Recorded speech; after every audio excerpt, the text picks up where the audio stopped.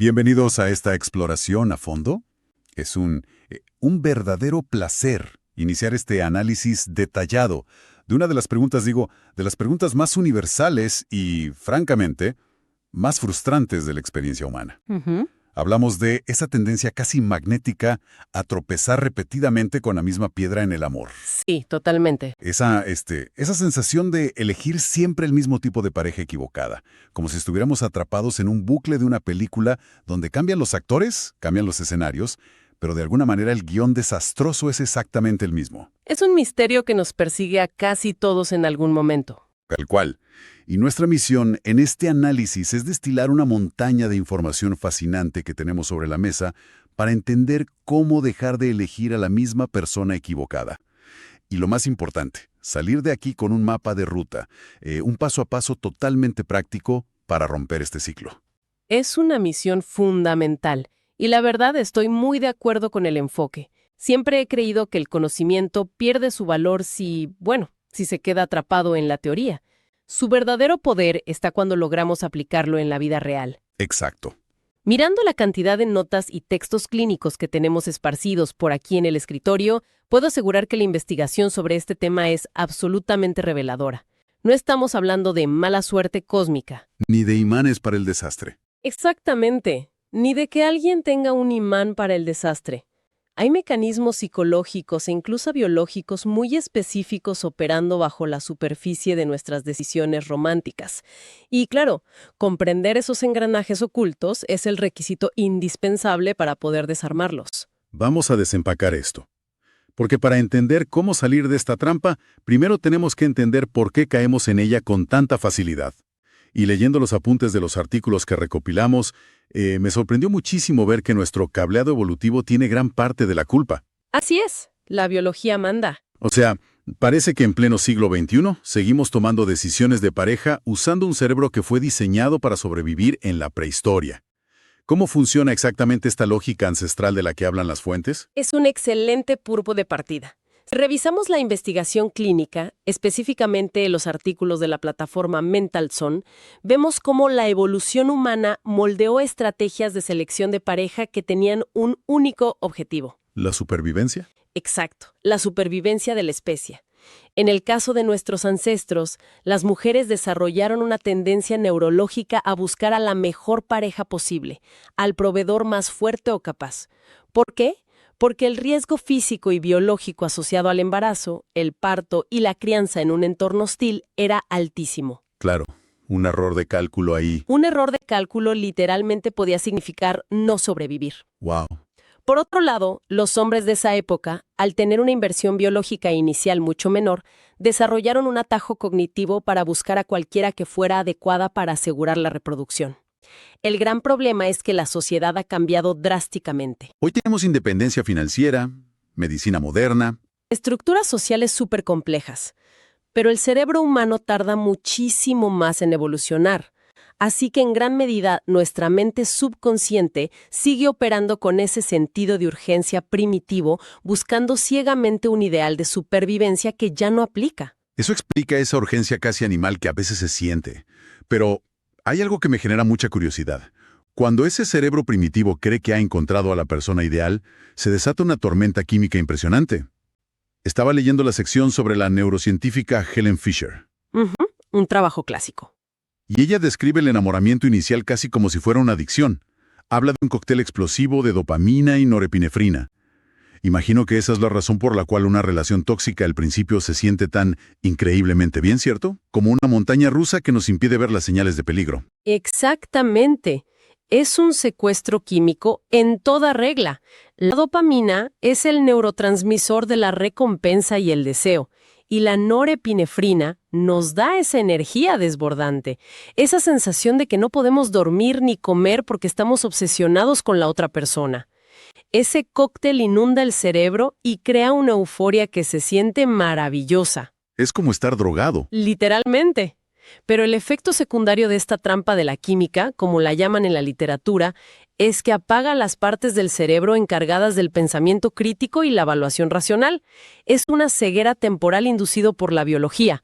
Por eso lo que se siente como un amor épico y predestinado muchas veces es solo un pico masivo de adrenalina que nos impide ver las famosas banderas rojas. O evaluar si realmente existe una compatibilidad a largo plazo. Exacto.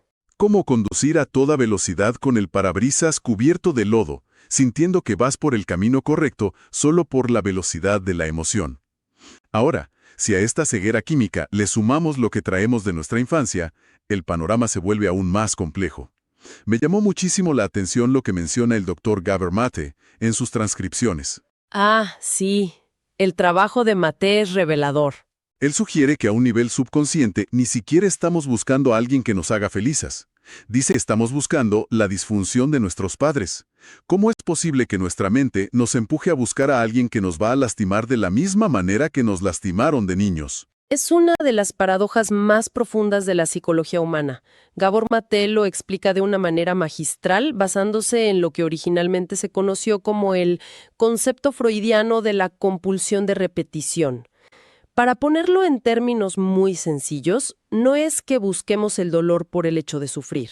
Ajá. Lo que ocurre es que, de niños, nuestro entorno familiar fue nuestra primera y única escuela sobre lo que significa el amor.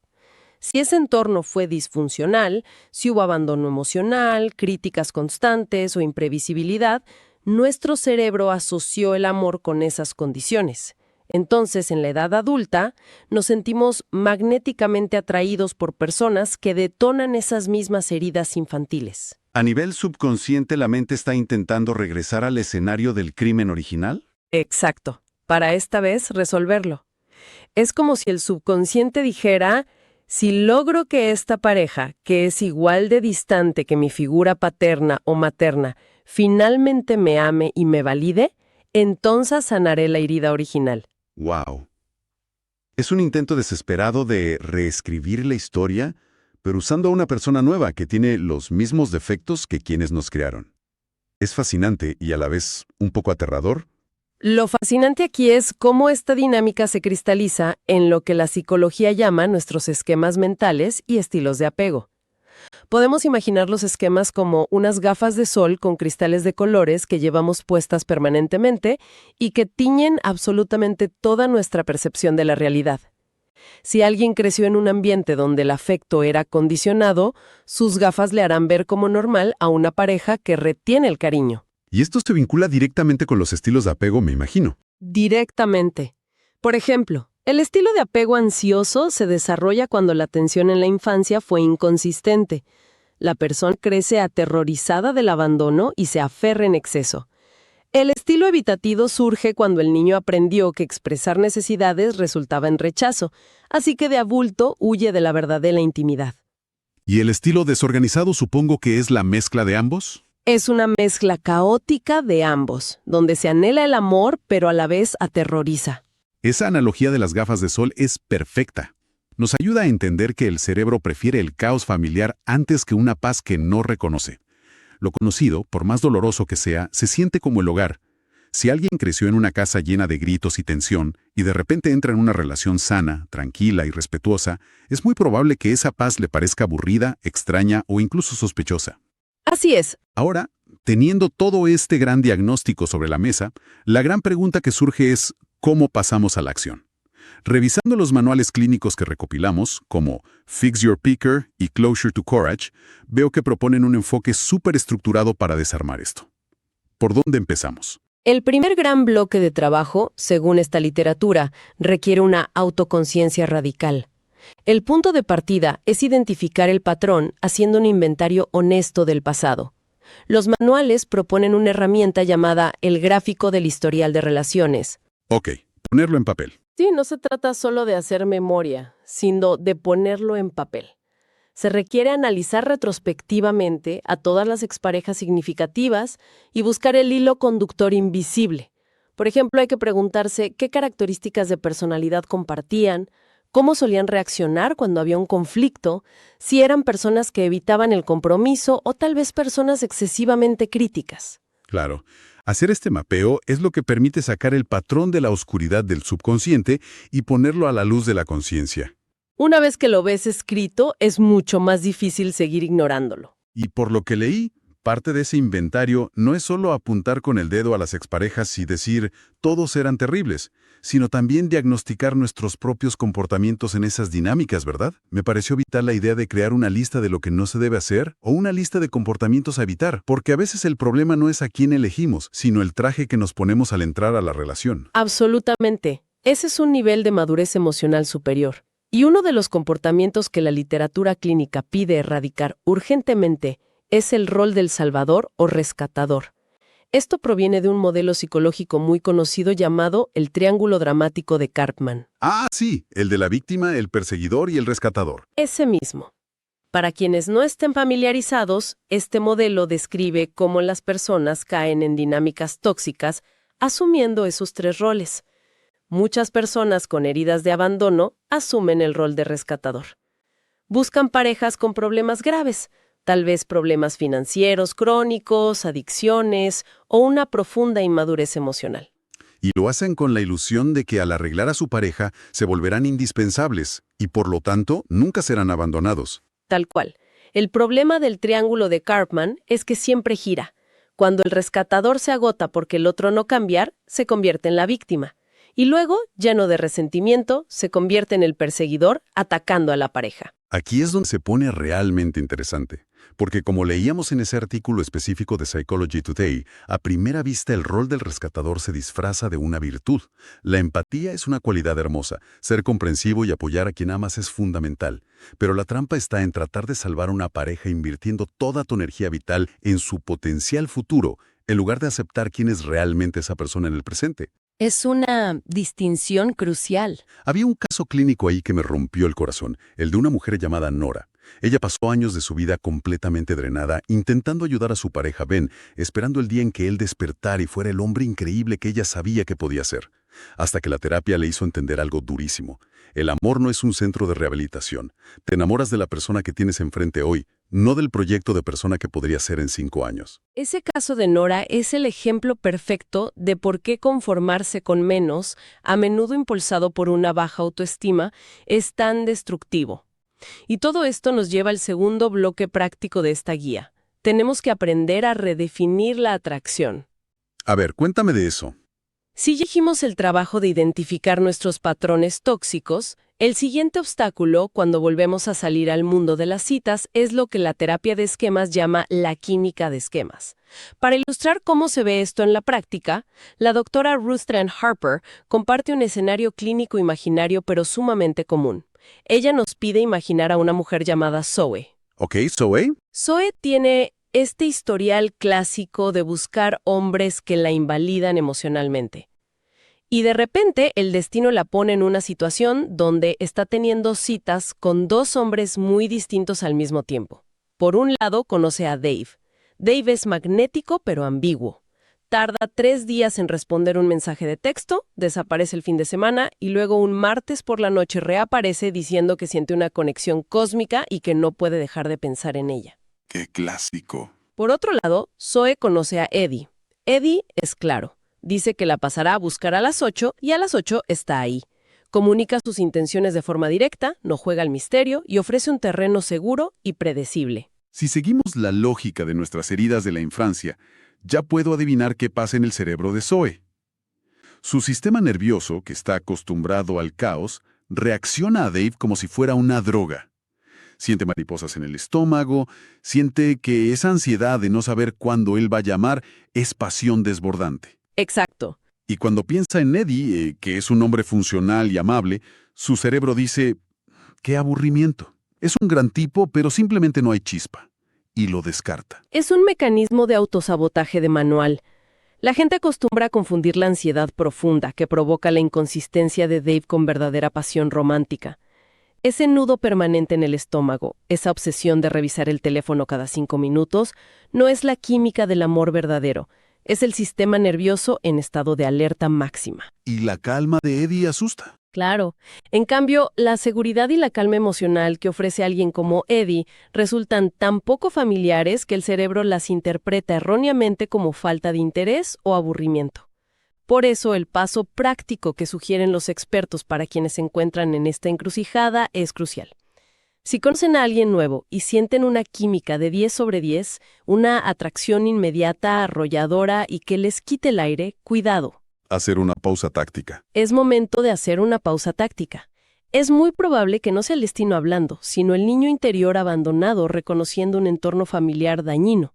En contraste, si conocen a alguien que genera una química inicial de, digamos, 7 sobre 10, pero que demuestra ser amable, claro, consistente y respetuoso, la recomendación clínica es obligarse a darle tiempo. Hay que darle a ese amor la oportunidad de crecer. Descubrir que la paz no es aburrida requiere tiempo y paciencia. ¡Qué cambio de paradigma tan profundo! Redefinir lo que el cuerpo registra como atractivo lo cambia absolutamente todo. Totalmente. Ahora digamos que estamos listos para buscar ese 7 sobre 10 consistente. ¿Cómo sabemos qué buscar realmente más allá de que la persona sea amable? El manual Fix Your Picker tiene un ejercicio que me pareció fascinante para esta etapa de buscar compatibilidad. Lo llaman la pareja ideal. Ah, sí, el ejercicio de la lista. La instrucción es que te sientes y hagas una lista gigante con absolutamente todas las características que sueñas en una pareja. Todo se va en esa primera lista. Que tenga un buen trabajo, que ame a los perros, que tenga un gran sentido del humor, color de ojos, altura, todo. Una lista exhaustiva. Exacto. Pero luego, el manual te obliga a aplicar un filtro despiadado.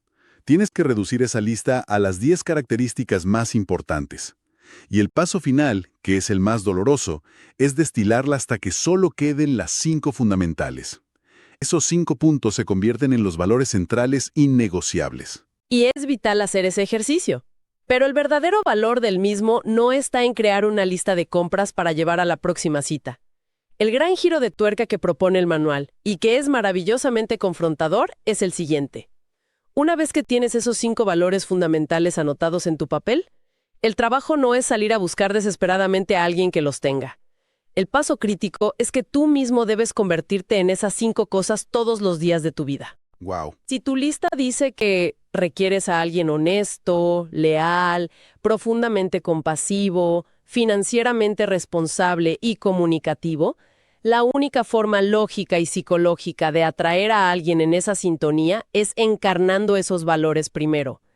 Las personas que están emocionalmente sanas y tienen esos valores buscan a alguien que también los tenga. Como suele decirse en la psicología del desarrollo personal, atraemos lo que somos y lo que creemos merecer. No simplemente lo que escribimos en una lista de deseos. Es un balde de agua fría de responsabilidad personal, pero sumamente empoderador. Significa que el trabajo empieza en el espejo, no en las aplicaciones de citas. Exactamente. Ahora, moviéndonos al tercer gran bloque práctico de esta exploración. Supongamos que ya se hizo el trabajo interno, se redefinió la atracción, se filtraron los valores y finalmente se entra en una relación sana y estable. El desafío apenas comienza, porque las viejas heridas van a intentar asomarse al primer roce. Y aquí entramos al tema de la comunicación y el mantenimiento de límites. Revisé el trabajo de Thais Gibson sobre esto y su técnica para manejar el conflicto me pareció oro puro. Habla de transformar quejas destructivas en necesidades claras. Es una herramienta de comunicación no violenta excepcional para desactivar la actitud defensiva en cualquier relación. Cuando las personas se sienten heridas o amenazadas, el reflejo más primitivo es lanzar una crítica, apuntar al otro. Pero una crítica solo logra que la otra persona levante sus escudos emocionales y deje de escuchar. La técnica de Gibson propone que antes de hablar se identifique qué necesidad insatisfecha se esconde detrás de esa frustración y luego se reformule la frase enfocándose en uno mismo y en lo que se necesita, en lugar de lo que el otro hizo mal. Me gusta mucho el ejemplo práctico que dan. Imagina una situación típica. Tu pareja está mirando el teléfono mientras le hablas. La reacción automática y reactiva sería lanzar el ataque. Nunca me escuchas, siempre estás en tu mundo y te importa más el teléfono que yo. ¿Qué es lo que solemos hacer? Claro, pero aplicando este paso práctico, respiras y expresas la necesidad. Siento mucha distancia ahora mismo y necesito que estés más presente cuando estamos juntos. Para mí, eso se ve como dejar los teléfonos guardados durante nuestra cena. Es el mismo problema, pero la formulación pasa de ser un ataque frontal que generaría una pelea a ser una invitación vulnerable a conectar y colaborar. Si conectamos esto con el panorama general de cómo sostener una relación, Llegamos a un principio que en los manuales de terapia es absolutamente innegociable. Lo llaman algo así como barrer tu propio frente o asegurarte de mantenerte única y exclusivamente en tu lado de la acera. Me encanta esta imagen. Para entenderlo, los clínicos suelen usar la imagen visual de un diagrama de Venn. Pensemos en dos círculos separados que se superponen ligeramente en el centro. Un círculo representa tu mundo interior, el otro círculo representa el mundo interior de tu pareja, y ese espacio compartido en el centro es la relación. El principio fundamental aquí es que tienes el derecho y la obligación de gestionar todo lo que ocurra dentro de tu círculo, tus propias emociones, cómo regulas tu ansiedad, las palabras que eliges y los límites que estableces. Pero no tienes jurisdicción sobre el círculo del otro. Claro, lo que significa que hay que resistir ese impulso compulsivo que a veces tenemos de cruzar hacia el círculo de la pareja para dictar cómo deberían sentirse, para intentar controlar su reacción ante un problema o, peor aún, para hacer el trabajo emocional por ellos. Que es agobiante para ambos. Si logramos ocuparnos de nuestro propio frente, eliminamos la gran mayoría del drama innecesario y la triangulación que destruye los vínculos. Pero claro, decirlo es fácil. Hacerlo en medio de una discusión es otra historia. Y aquí es donde las fuentes sugieren fuertemente las pausas de atención plena, el mindfulness, para no perder el control. Así es. Es imposible mantenerse en el propio círculo si no hay autoconciencia en el momento presente. La sugerencia práctica de los textos es incorporar un chequeo interno de 5 minutos cuando surge un conflicto. Consiste en cerrar los ojos, respirar y escanear las sensaciones físicas. Si notas una opresión severa en el pecho o un nudo en la garganta ante un comentario menor de la pareja, la pregunta clave es, ¿esta reacción visceral es proporcional a lo que acaba de suceder?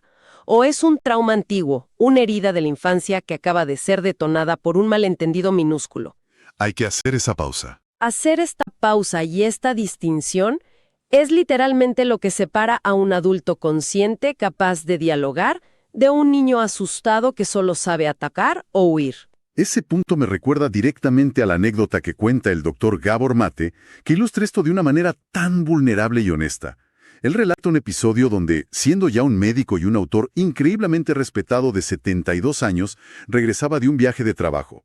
Aterrizó en el aeropuerto y su esposa no estaba allí para recogerlo. Ella se había retrasado unos minutos por el tráfico o algún inconveniente menor. Y en lugar de pensar lógicamente, Exacto. Entró en un estado de rabia absoluta y oscura. Tomó un taxi por su cuenta hacia su casa, entró sin saludar y le aplicó a su esposa la famosa y castigadora ley del hielo durante 24 horas completas. Ni una sola palabra. es un caso clínico fascinante narrado en primera persona. Totalmente. Porque luego él cuenta que tras hacer esa pausa de la que hablamos y autoanalizarse, se dio cuenta de lo que realmente había sucedido. No estaba reaccionando a un simple retraso de tráfico. Su sistema nervioso no estaba procesando la situación como un adulto maduro de 72 años. En ese aeropuerto, la ausencia temporal de su esposa detonó el terror paralizante y el sentido de abandono absoluto de cuando él era un bebé de 11 meses. Que fue el momento histórico donde experimentó un trauma de separación severo al ser separado de su madre temporalmente durante la guerra. Esa anécdota prueba que, si no hay una pausa de atención plena y el coraje para tener una comunicación vulnerable, los fantasmas del pasado simplemente secuestran nuestro presente y destruyen nuestras relaciones actuales. Esa es la esencia misma de por qué repetimos patrones de dolor continuo. En el fragor del conflicto, a menudo no estamos reaccionando a la persona que tenemos enfrente hoy. Estamos peleando batallas de hace décadas contra fantasmas que ya no están. Traer eso a la conciencia es un acto de valentía tremendo. Como bien argumentaba Carl Jung en su momento, hasta que no hagas consciente lo inconsciente, este dirigirá tu vida y tú lo llamarás destino. Reconocer que somos nosotros mismos quienes podemos interrumpir el ciclo es el único camino genuino hacia la libertad emocional y relacional. Entonces, ¿qué significa todo esto? Para recapitular esta misión en la que nos embarcamos hoy.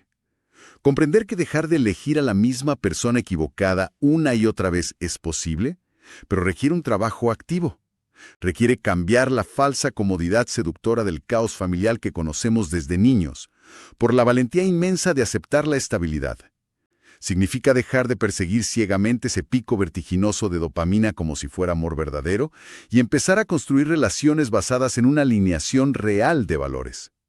Implica sentarnos a hacer un inventario honesto de nuestro pasado, renunciar para siempre al papel de salvadores en la vida de otros, redefinir lo que nuestros cuerpos consideran atractivo, encarnar primero nosotros mismos las virtudes que exigimos en una pareja, aprender el difícil arte de pedir lo que necesitamos sin criticar, y por sobre todo, tener la disciplina de ocuparnos únicamente de nuestro propio frente emocional. Amor y el romance. Y para cerrar esta sesión, me gustaría rescatar una reflexión final extraída de los artículos de Mental Son, que me parece que captura a la perfección este necesario cambio de paradigma. La metáfora dice así: en nuestra búsqueda incesante por encontrar a la pareja ideal, muchas veces nos obsesionamos con encontrar a la persona más impresionante, la que más deslumbre al entrar en una habitación. Pero olvidamos lo fundamental. Quienes nos escuchan pueden llevarse esta pregunta para reflexionar durante la semana. El vestido o el traje de diseñador más hermoso, rígido y espectacular rara vez es el más cómodo para usar todos los días. Una pregunta que definitivamente nos invita a mirar nuestras elecciones desde una óptica completamente nueva, más amable y sobre todo mucho más sabia. Ha sido un viaje verdaderamente fascinante a través de todas estas investigaciones clínicas y psicológicas. Nos despedimos por ahora, esperando profundamente que estos pasos prácticos y estas reflexiones resuenen y sirvan como herramientas valiosas para construir conexiones más auténticas, conscientes y pacíficas. Ha sido un privilegio acompañarles a desmenuzar este tema tan complejo. Hasta la próxima oportunidad de seguir descubriendo y analizando juntos.